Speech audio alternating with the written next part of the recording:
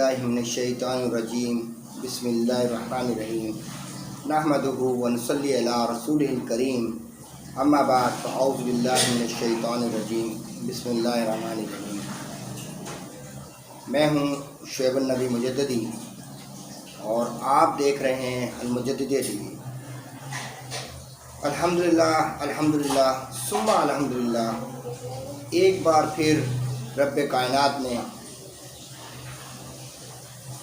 تمام امت مسلمہ کے اوپر رحم و کرم فرماتے ہوئے رمضان المبارک کی یہ خوش نصیب ساعتیں، یہ پرنور رونقیں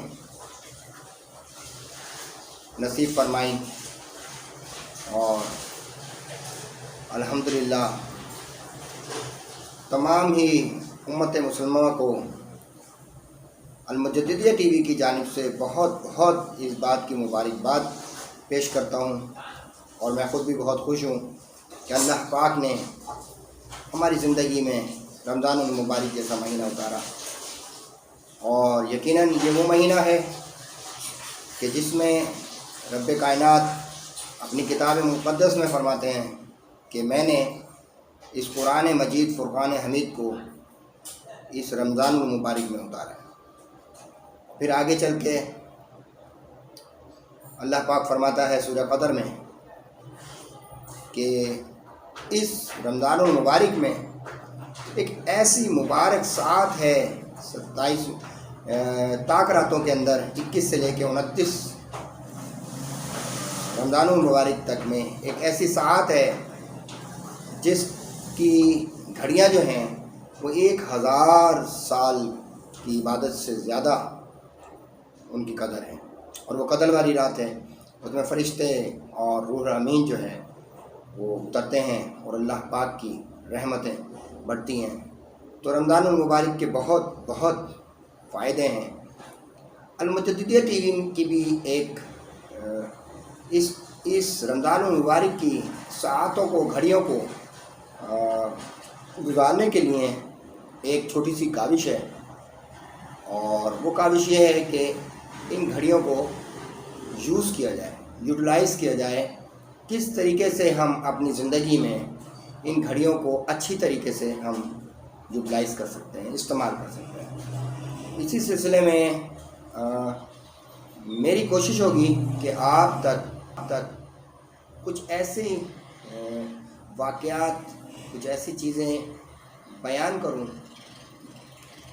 کہ جس کو سن کر ہمارا ایمان بھی تازہ ہو، اور ہمیں اپنے اسلاف کی، اپنے انبیاء کرام کی زندگیوں کے بارے میں، ان کے حال احوال کے بارے میں معلومات ہو سکے۔ آج الحمدللہ یکم رمضان المبارک سن 1443 ہجری بامطابق 3 اپریل 2022 ہے۔ میں ہوں شعیب النبی مجددی، اور اب ہم باقاعدہ آپ کو آغاز کرتے ہیں اس پر نور ساعتوں کا، اور آپ کو میں واقعات کچھ سناؤں گا انبیاء کرام کی، انشاءاللہ روزانہ کی بنیاد پر۔ تو اگر میں انبیاء کرام کی بات کروں تو اس کے اندر جو سب سے پہلی شخصیت آپ کے اور میرے ذہن میں آتی ہے، دلوں میں آتی ہے، وہ کسی اور کی نہیں، وہ سردار الانبیاء کی ہے، تاجدار مدینہ، میرے آقا و مولا حضرت محمد مصطفیٰ صلی اللہ علیہ وآلہ وسلم کی۔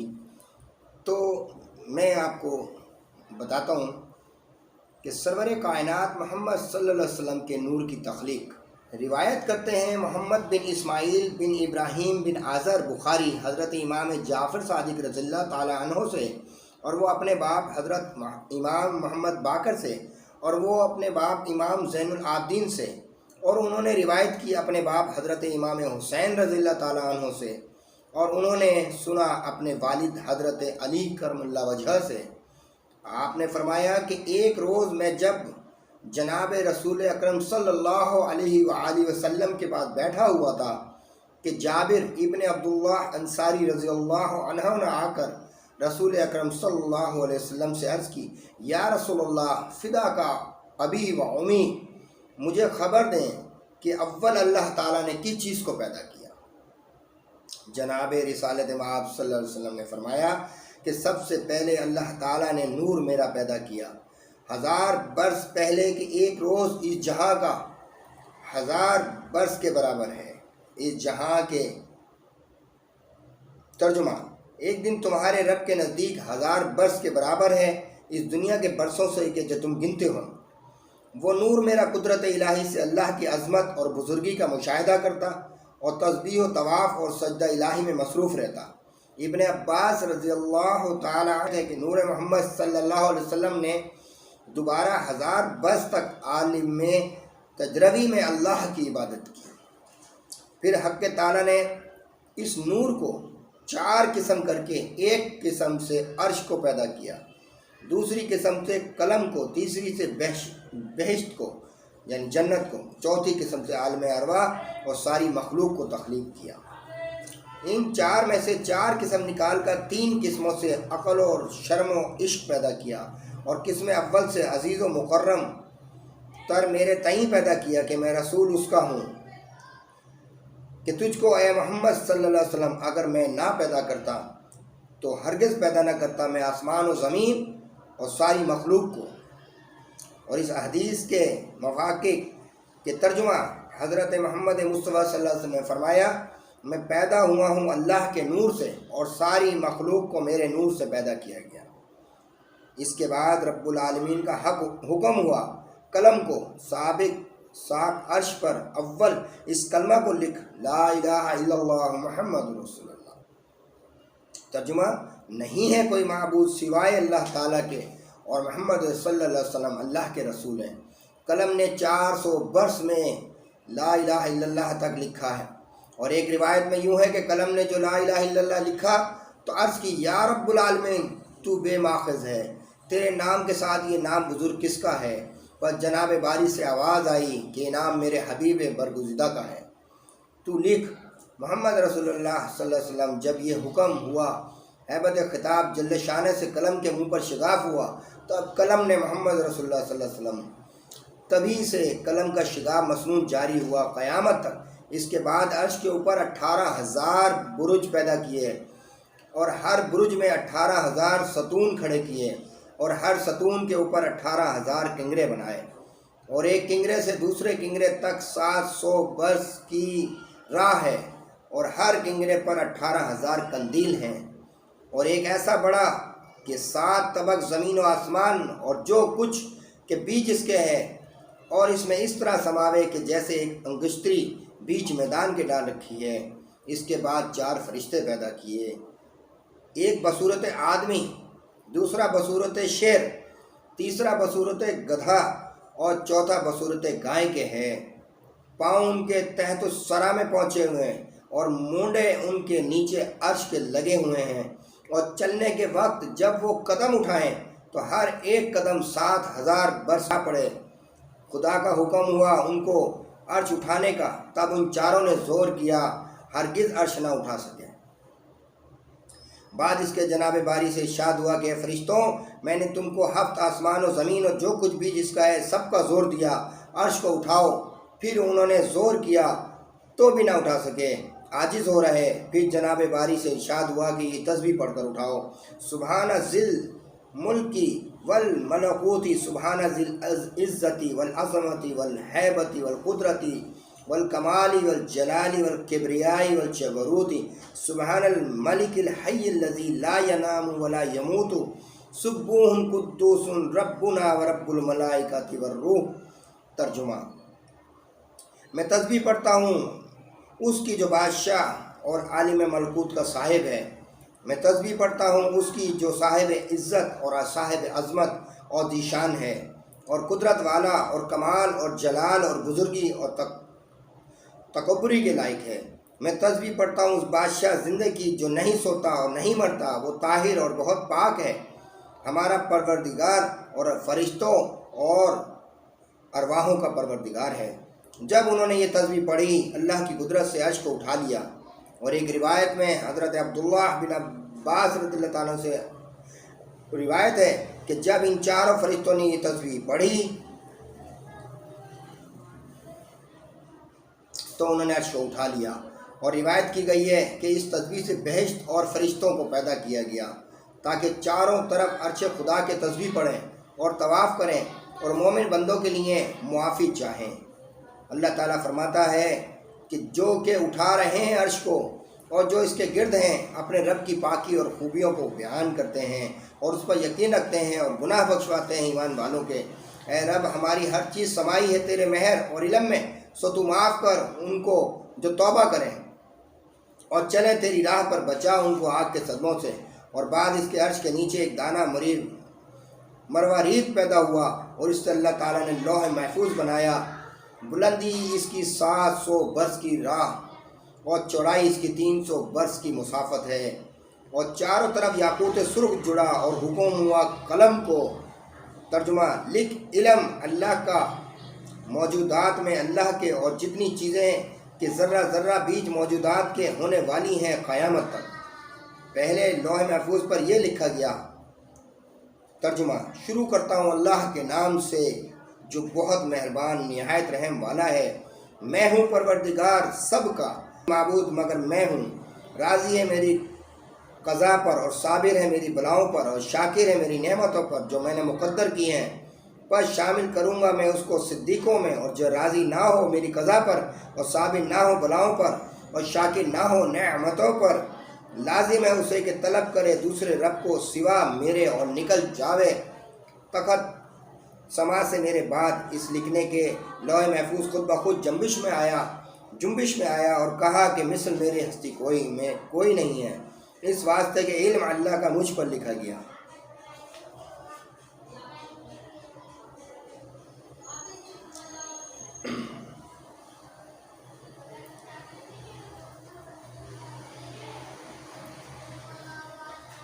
حضرت عبداللہ بن عباس رضی اللہ تعالیٰ سے روایت ہے کہ اللہ تعالیٰ نے جو چیزیں مقدر کی ہیں ہرگز ان میں تغیر و تبدل نہیں ہوگا مگر 4 چیزیں: رزق، موت، سعادت، شقاوت۔ اور پھر اس مروارید کو حکم ہوا، یعنی اے مروارید پھل، جیسا کہ اللہ نے فرمایا، کشادہ ہوئی کرسی اس کی برابر 7 آسمان اور زمینوں کے، اور نام اس کا کرسی ہوا۔ پھر اسی وقت نیچے کرسی کے ایک دانہ یاقوت کا پیدا ہوا۔ بعضوں نے کہا کہ وہ دانہ مروارید کا تھا۔ بلندی اس کی 500 برس کی راہ ہے اور چوڑائی بھی اسی قدر تھی۔ جب اس کی طرف دیکھا، عز و جل شانہ نے ہیبت سے وہ خود پانی ہو گیا، اور بعد اس کے 7 نور، جنوب، شمال، ان 4 بات کو پیدا کر کے حکم دیا کہ تم ہر 4 گوشہ پر اس پانی کی موج مار کر کف نکالو، اور ویسا ہی کیا۔ بعد قدرت الہی سے آگ دھواں دار پیدا ہو کر اس پانی پر گر گئی، اور اس سے دھواں نکل کر درمیان کرسی اور پانی کی ہوا میں معلق ہوا، اور اسی دھوئیں کو حق تعالیٰ نے 7 پارہ کر کے، ایک پارہ سے پانی، ایک پارے سے تانبا، ایک پارے سے لوہا، ایک پارے سے چاندی، ایک پارے سے مروارید اور ایک پارے سے یاقوت سرخ پیدا کیا۔ اور اس پانی سے آسمان اول، اور ایک پارے سے تانبے کا دوسرا آسمان، ایک پارے سے لوہے کا تیسرا آسمان، ایک پارے سے چاندی کا تیسرا آسمان، ایک پارہ سونے کا 5واں آسمان، اور ایک پارہ مروارید سے 6واں آسمان، اور ایک پارہ یاقوت سرخ سے 7واں آسمان بنایا۔ اور فاصلہ ہر آسمان کا ایک دوسرے سے 500 برس کی راہ ہے۔ پھر اللہ تعالیٰ نے قدرت کاملہ سے اس کف آب سے پشتہ خاک سرخ پیدا کیا، اسی جگہ پر کہ جہاں اب خانہ کعبہ ہے۔ اور جبرائیل اور میکائیل اسرافیل کو حکم ہوا کہ 4 گوشہ اس پشتہ خاک کے پھیلا دو۔ انہوں نے ویسے کیا، اور یہ زمین اس پشتہ خاک سے پیدا ہوئی جیسے کہ اللہ نے فرمایا، زمین کو 2 دن میں، اور روایت کے عبداللہ بن سلام رضی اللہ تعالیٰ عنہ سے کہ ایک روزہ احوال زمین کے دریافت کرنے کے واسطے جناب رسول اکرم صلی اللہ علیہ وسلم کے پاس آئے اور پوچھا، یا رسول اللہ صلی اللہ علیہ وسلم، اللہ تعالیٰ نے اس زمین کو کس چیز سے پیدا کیا؟ آپ صلی اللہ علیہ وسلم نے فرمایا، کف آب سے۔ پھر پوچھا کہ وہ کف کس سے پیدا ہوا؟ فرمایا، پانی کی موج سے۔ پھر سوال کیا، موج کس سے نکلی؟ فرمایا، پانی سے۔ پوچھا، وہ پانی کس سے نکلا؟ فرمایا، ایک دانہ مروارید سے۔ کہا، مروارید کس سے ہے؟ فرمایا، تاریکی سے۔